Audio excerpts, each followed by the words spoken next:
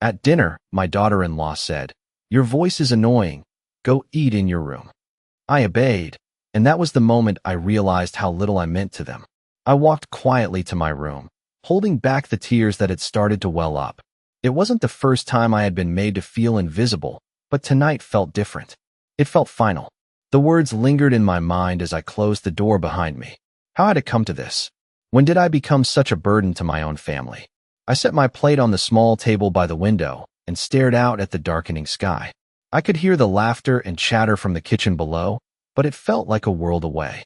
The sound of my daughter-in-law's laughter, sharp and filled with an edge I'd never heard before, echoed through the walls. I didn't want to hear it, but I couldn't help it.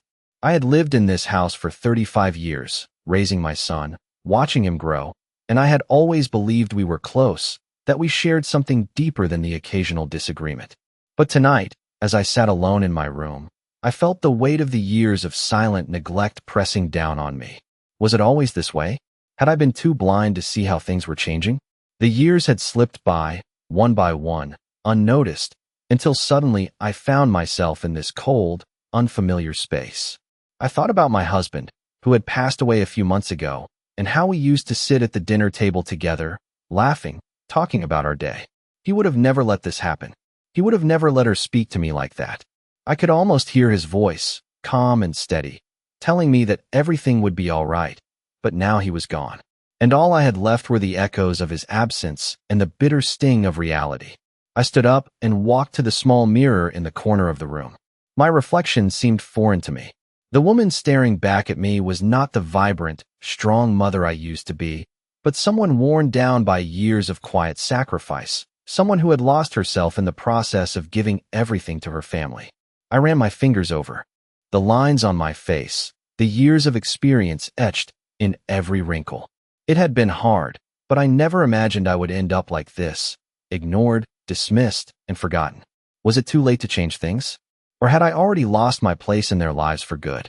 I sat in the quiet of my room, my heart heavy with the words my daughter-in-law had thrown at me. I wanted to cry, but somehow, the tears wouldn't come. It was as if my body had decided it had shed enough over the years. I looked at the plate of food on my small table, untouched, just as I had been left untouched by the family. It felt like I had been invisible to them for so long, and yet, tonight was different. The sting of her words echoed in the hollow silence of the house. I didn't want to think about it. I didn't want to acknowledge the way my own son had allowed this to happen, but the more I tried to push it away, the clearer it became. My mind wandered back to the early days of my marriage, back when my husband was still alive. I remembered how we would sit at the dinner table, sharing stories of our day, laughing about nothing in particular. He would always say that the family was everything, and that we would never let anything tear us apart. But now, after his passing, it was as though all those promises had been forgotten. I hadn't changed, but everything around me had. My son, once my closest companion, now barely spoke to me. And my daughter-in-law? She had made it clear she wanted nothing to do with me. I had always tried to be the good mother, the one who put her children first, but somewhere along the way, I had become nothing more than a burden to them. I thought about all the years I had spent raising my son, the sacrifices I had made for him, for the family. I had given so much of myself, and yet, here I was, being pushed aside like I didn't matter. The weight of it all settled heavily on my chest. I wanted to scream, to demand an explanation, but I knew it wouldn't do any good. What good were words when they had already made up their minds about me? I had been their caretaker for so long, but now, in their eyes, I was just a nuisance, something to be dealt with. I stood up and walked to the window, looking out at the empty street below.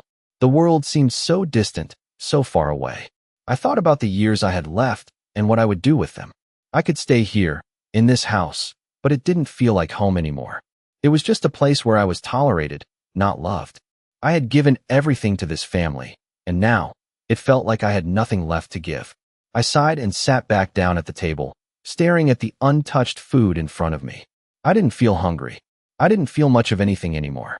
The days had become a blur, one indistinguishable from the next. And then, a thought occurred to me. What if I wasn't meant to be here anymore? What if this was the moment I needed to leave, to take control of my own life again? I had always put them first, but maybe it was time for me to put myself first for once. The thought was terrifying. The idea of leaving, of walking away from everything I had known for so long, felt like a dream. But maybe it was a dream I needed to chase. I didn't know where I would go or what I would do, but for the first time in a long time, I felt a flicker of something. Hope. It was small, but it was there, and that was enough. I stood up from the table, my heart racing with uncertainty, but also with the thrill of something new. It was time to stop being the victim, time to stop letting them push me around. I wasn't weak. I wasn't invisible. I had spent too many years being the silent one, the one who always gave in. But now, I would take back my life. I would find my voice, and I would not let them silence me any longer. My son, my daughter-in-law, they thought they had the power. But they didn't know me. They didn't know what I was capable of when I was pushed to the edge. The next morning, I woke up with a sense of determination I hadn't felt in years. The quiet of the house seemed louder than ever, the emptiness pressing in on me. I stood by the window, staring out at the street below. The world outside was waking up, people going about their daily routines, oblivious to the turmoil inside my home. It was time to make a change. I couldn't keep living like this, in the shadows of my family, letting them push me around, treating me as if I no longer mattered. The thought of leaving this house, the place where I had raised my son and shared so many memories with my late husband, seemed impossible. But deep down, I knew I had to do it. I wasn't sure where I would go or what I would do, but I knew I couldn't stay here, stuck in a life where I was only tolerated, never truly loved. I had spent my entire life taking care of everyone else. It was time for me to take care of myself. I spent the rest of the day quietly packing a small suitcase, the motions mechanical. I couldn't help but glance around the house, at the pictures on the walls, at the empty spaces where laughter and conversations had once filled the air. It felt like a lifetime ago, before everything had changed. I hadn't even realized how much I had been holding on to until now. I had clung to the idea of family, of being needed, but I realized now that I had been fooling myself. My son, once my closest ally, was no longer the person I had known. The coldness in his eyes when he glanced at me, the way he avoided any real conversation, spoke volumes. I wasn't part of his life anymore. And his wife, well, she had made it perfectly clear that she had no use for me. I had been nothing more than an inconvenience to her, a burden she wanted to get rid of. The realization hit me hard, but it also fueled my resolve. I had spent too long feeling sorry for myself, allowing them to dictate my worth. It was time to take control. The plan was simple. I would leave. I wouldn't say goodbye. I wouldn't explain myself. I would just go. I had done enough for them, given enough of myself. It was their turn to figure things out on their own. I walked out of my room and into the hallway, the house eerily quiet. I didn't know what time it was, but I knew that the moment had come. I could hear the faint sound of my son's voice from the kitchen, but I ignored it. I walked past the room where they were talking, my steps steady, my heart racing. I didn't even look back. I gathered my things, my purse, the small suitcase I had packed, and walked out the door. The sun was setting as I stepped onto the porch, and for the first time in a long time, I felt a sense of freedom. I didn't know where I was going, but I knew I was leaving behind a life that had no place for me. I had been nothing but a shadow in my own family, and now, I was finally free of it. I took a deep breath, letting the cool air fill my lungs, and for the first time in a long time, I smiled. It wasn't a smile of joy, but of relief. I wasn't invisible anymore. I was someone, and I was going to make sure that from this moment on, I would never let anyone treat me like I was nothing again. I spent the next few days in a kind of haze, moving through the motions without truly engaging with anything around me. It was as if I had stepped out of my own life and was watching it unfold from a distance. The decision to leave was the hardest thing I had ever done, but also the easiest. For the first time in years, I didn't feel like I was suffocating. It was a strange sensation, one I hadn't known for a long time. But even though I was physically gone, the emotional scars lingered. I thought about my son, about how much I had given him, about how he had been my world for so many years. And then I thought about the way he had changed, how distant he had become. I had spent so much of my life taking care of him, sacrificing my own needs to make sure he had everything he wanted.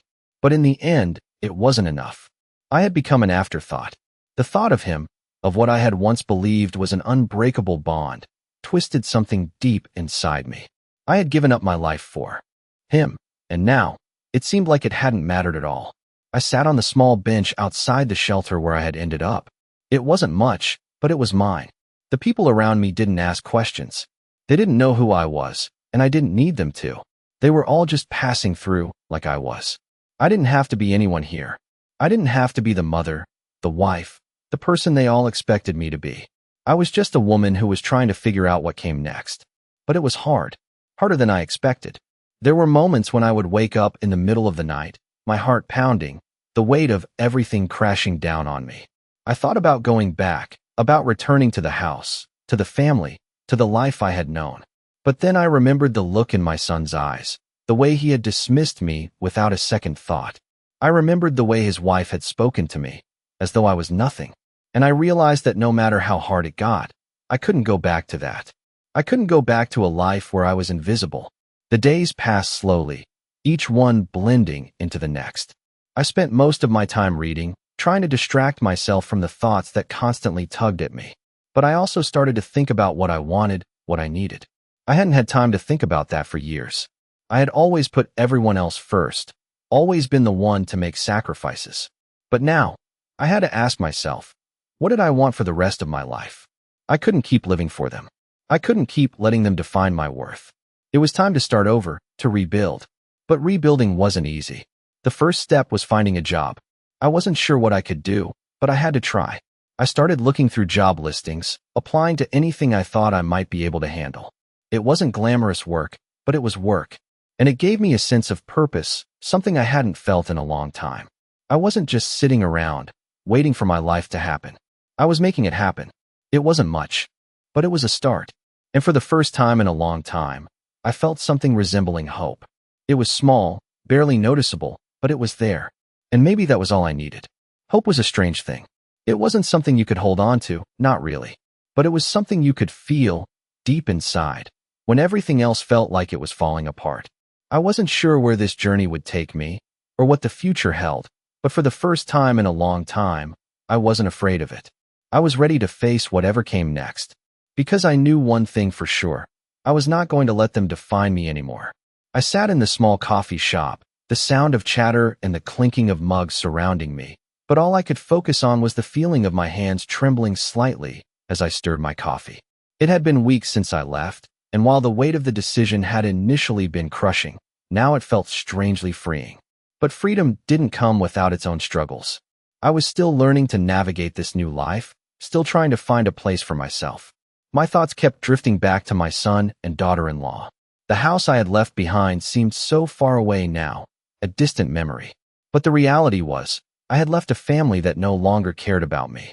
That truth still stung, but it was becoming easier to accept. I had taken the first step towards reclaiming my life, and that was enough for now. The job I had found was simple, a small office position where I worked as an administrative assistant for a local company. It wasn't glamorous, but it paid the bills. I spent my days filing papers, answering phones, and making coffee for the team. It was a far cry from the life I had once known, but it was mine, and it felt good to earn my own way again. It wasn't the life I had imagined for myself in my golden years, but I was starting to see that it was possible to build something new. The days were still long and sometimes lonely, but I had a sense of purpose now that I hadn't had in years. I was no longer just a mother or a grandmother. I was Susan, a woman who was reclaiming her life. My son hadn't reached out since I left. I had expected him to call, to apologize, or at least to try and explain himself. But nothing came. I tried not to let it bother me. After all, what was there to say? He had made his choice, just like I had made mine. But there were moments, like today, when I would catch myself thinking about him, wondering how he was doing, what his life was like now. And then I would remember the way he had looked at me when I left. The indifference in his eyes, the way he had pushed me out of his life without a second thought. That thought always brought me back to the reason I had left in the first place. I deserved better than that. I deserved respect. I deserved love. And yet, all I had gotten was silence. I couldn't keep living in the past, dwelling on the pain of what had been. I had to keep moving forward. My daughter-in-law's face would occasionally flash in my mind, too. The way she had spoken to me, with that coldness in her voice. The way she had dismissed me as if I were nothing more than an inconvenience. She had been the final straw, the push that sent me out the door. But even as I thought about her, I realized something. She wasn't worth my anger anymore. She had her life, and I had mine. I had let her control my emotions for far too long. The time for that was over. The world was big, and there was so much left for me to discover. I couldn't keep looking back at what I had lost. I had to focus on what was ahead. And for the first time in a long time, I felt excited about the future. I wasn't sure where I would end up, or what my life would look like a year from now, but I knew one thing for sure. I was finally in control. I was finally free. As I finished my coffee and stood up to leave, I felt a sense of peace wash over me. It wasn't the kind of peace I had expected. It wasn't the calm of a life lived without struggle, but it was the peace of knowing that, no matter what, I was okay. I was going to be okay. I hadn't expected to feel so lost. Every morning, I woke up to a new day filled with unfamiliar faces, and every night I fell asleep to the same emptiness that I had been trying to escape. But still, I couldn't ignore the progress I had made. I was standing on my own feet again, and that was something I hadn't been able to say in a long time. I had found a small apartment in a quiet part of town, nothing fancy, but it was mine. The apartment was small, with just enough space for me to breathe. I didn't need much. A bed, a chair, a table, and a place where I could finally be alone with my thoughts. I had made the decision to leave, but the reality of it felt different than I had imagined. It wasn't easy, and there were days when the weight of it all felt too much to bear. But every time I thought about going back, about letting them pull me back into their world, I remembered why I had left in the first place. I had to learn to live for myself. I had to stop being a shadow in my own life. The routine was simple, but it gave me a sense of stability. I woke up each morning and made a cup of coffee, something I had always done. It felt comforting, like a small ritual I could hold on to. Then, I went to work. The job was nothing special, but it kept me busy. It kept my mind from wandering back to places I didn't want to go.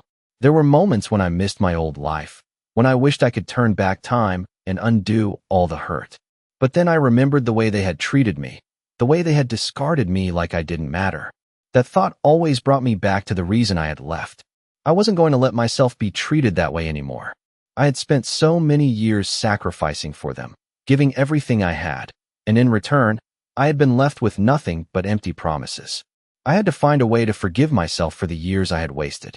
And for the first time in a long time, I began to feel like I was starting to do just that. I wasn't perfect. I wasn't even sure if I was doing everything right. But I was trying, and that was enough. I had taken the first step, and the rest of it would come with time. There were still hard days, days when I would wake up and wonder if I had made the right choice. But I knew deep down that I had to trust myself. I had to believe that I deserved more than what I had been given. I deserved peace, and it was slowly becoming a reality. One evening, as I sat on my small balcony, watching the sun set over the horizon, I realized that I wasn't just surviving anymore. I was starting to live again. I had my own space, my own life, and for the first time in years, I felt free. It wasn't perfect, and I wasn't sure where I was headed, but I was moving forward, and that was enough. I knew the road ahead wouldn't always be easy, but for the first time in a long time, I felt hopeful. The future was mine to shape, and I was determined to make the most of it. I had been living on my own for a few months now, and while things were still new, I was beginning to feel a sense of stability. It was not the kind of life I had imagined for myself, but it was mine. Every morning, I woke up to the quiet hum of the city outside my apartment window. I had found a routine, something to hold on to, even if it wasn't perfect. I made my coffee, sat by the window, and watched the world go by. It wasn't the family home I had once known, but it was something else. It was peace, even if it came with its own set of challenges. I had found a job working at a small bookstore nearby, a place that smelled of old paper and leather-bound books. It was quiet, calming, and gave me a sense of purpose that I hadn't felt in a long time. The hours weren't long, but they were enough to keep my mind engaged. I was finally starting to feel like I was more than just a caretaker, more than just a mother who had been cast aside. I was Susan. I was a woman reclaiming her life. But there were days when the past would sneak up on me, when I would catch myself thinking about what I had left behind. I thought about my son, how he had been everything to me, and how quickly that had changed. It wasn't just the way he had treated me that hurt. It was the silence, the absence of any real communication. He had not reached out to see how I was doing, not once since I left. I knew, deep down, that he probably never would. And yet, There was a small part of me that still hoped he would. Maybe he would realize the mistake he had made. Maybe he would come to his senses. But I couldn't wait for that. I couldn't keep putting my life on hold, hoping for something that might never come. And so, I kept moving forward, little by little. I had made the choice to leave, to take control of my own life, and I wasn't going to let the past drag me back. The freedom was still a strange feeling, one I wasn't quite used to. I had spent so many years feeling invisible, like I didn't matter, that it was hard to believe that I was in charge of my own destiny now. But every day, I reminded myself that I was.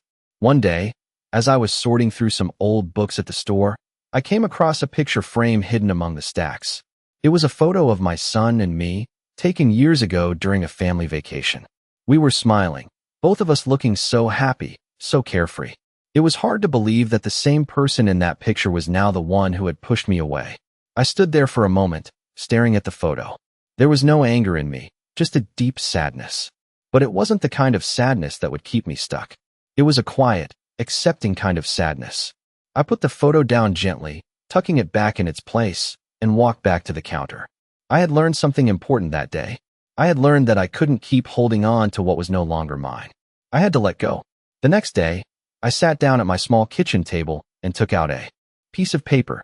It had been months since I'd last spoken to my son, but I felt a strange pull to write him a letter. Not a letter asking for an apology or trying to fix what had been broken, but a letter to say goodbye. Not to him, but to the idea of him that I had been holding on to for so long. I wrote about the life I had lived, about all the years I had spent giving, loving, and sacrificing.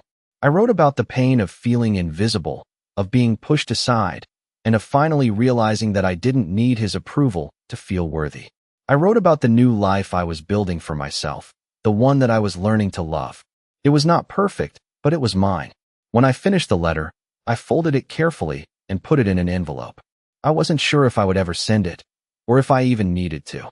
But writing it felt like a weight had been lifted off my chest. It felt like the last piece of the puzzle had clicked into place. I didn't need closure from him anymore. I had found my own. That evening, I sat in my small apartment, looking out at the city lights. For the first time in a long time, I didn't feel the emptiness I had been so used to. Instead, I felt something else, hope. It wasn't a loud, explosive kind of hope. It was quiet, steady, and strong. But it was enough. I knew that my journey wasn't over, but I was ready for whatever came next. And for the first time in a long time, I wasn't afraid. I sat in the small, quiet apartment that had become my sanctuary, looking out of the window at the city below. It was a late afternoon, the sun casting long shadows across the street. The life I had once known seemed so far away now, like a dream I had only half remembered. I thought about everything that had led me here, the betrayal, the pain, the endless years of giving without ever asking for anything in return. And now, here I was, alone, but for the first time in a long time, I didn't feel alone. I felt like I was finally starting to find myself again. It had been months since I left, and every day had been a little bit easier. I had made peace with the fact that I would never be a part of their world again. My son, my daughter-in-law, they had moved on without me, and I had to learn to do the same. It wasn't easy, but I was getting there. The work I had found at the bookstore had been a blessing. It wasn't much, but it kept me busy. The routine, the small tasks I took on every day, gave me something to focus on, something to hold on to. It was simple, but it was mine. It was the first time in years that I felt like I was living for myself. My thoughts still drifted to my son from time to time, but not in the way they used to. I didn't long for his approval anymore. I didn't need him to come to his senses. I had come to terms with the fact that he was lost to me, and I was learning to be okay with that. One evening, as I walked home from work, I saw a group of people gathered outside a cafe. They were laughing, enjoying each other's company, and for a moment, I felt a pang of loneliness. It was a reminder of what I had once had, of the family I had tried so hard to hold together. But then I remembered something important. I wasn't a part of that world anymore, and I didn't need to be. I had built something for myself, something that was real. It wasn't perfect, but it was mine. I kept walking, the cool evening air filling my lungs, and I felt a quiet smile tug at my lips. It was a small victory, but it was enough. As I entered my apartment and closed the door behind me, I set down my bag and walked to the window. I looked out at the city, the lights twinkling below, and I felt a sense of peace settle over me. I wasn't sure what the future held, but I knew I was ready for it. For the first time in a long time, I felt like I could face whatever came next. I wasn't going to live in the shadow of my past anymore. I was going to live for myself, and that was enough. There was no more waiting for someone to come and save me. I was the one who had to save myself, and I was doing it. Slowly, steadily, one day at a time. I had learned to be okay on my own, and I was proud of that. I wasn't invisible anymore. I wasn't just a mother, a wife, a forgotten woman. I was Susan, and I was finally starting to live again. I had come a long way from where I started. The woman who had once felt invisible, abandoned, and broken was now someone entirely different. I stood in front of the small mirror in my bathroom, brushing my hair as I looked at the reflection staring back at me. She was not the same woman who had walked out of that house months ago. No, she was stronger now. She was someone who had learned to let go of the past and embrace the future, no matter how uncertain it seemed. There were days when I still felt the weight of everything I had lost, the family, the life I had built, the love I had given. But those days were becoming fewer and farther between. They no longer defined me. What defined me now was my strength, my resilience, and my ability to start over, to rebuild something new from the ashes of what had burned away. I had come to realize that the most important relationship I could have was the one with myself. I didn't need anyone else's approval. I didn't need validation from a family that had cast me aside.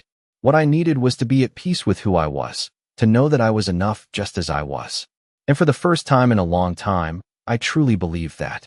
I smiled at my reflection, a smile that wasn't just for the world, but for me. For everything I had been through, for everything I had overcome, and for the woman I had become. I was proud of her. I had spent so many years putting others first, sacrificing my own happiness for the sake of my family, that I had forgotten how to take care of myself. But now I was learning.